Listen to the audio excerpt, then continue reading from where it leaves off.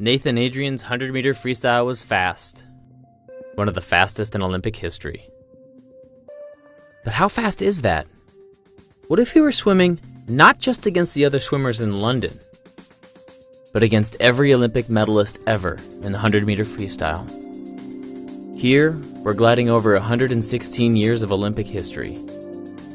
This enormous, historical pool contains some of swimming's biggest names. From Ian Thorpe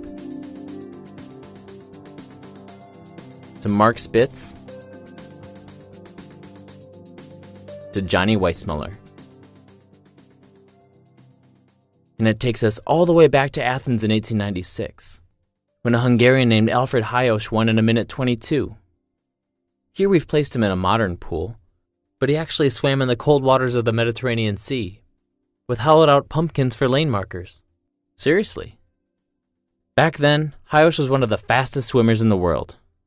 But in a modern down-and-back race, when today's winner is wrapping up, Alfred's more than 42 meters back, just over halfway done. In 1924, Johnny Weissmuller was the first swimmer to break a minute. 4 years later, he won again. But in this pool, they're still 20 meters back. Why are these early athletes so far behind? It's partly because of advances in technology and training, many of which came about during the Cold War. Starting in 1956, swimmers set records in 8 of the next 9 Olympics. The 55-second barrier fell in Tokyo in '64.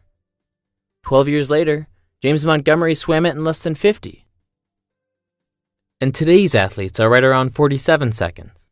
They're chipping away at that next barrier, the 45-second mark that seems impossible. But is it? Here's one way to think about it.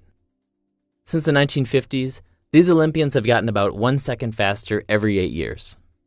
If they continue at that rate, man, that's a big if. A 45-second finish might happen in about 12 or 16 years, say the Games of 2024. Obviously, it's impossible to know.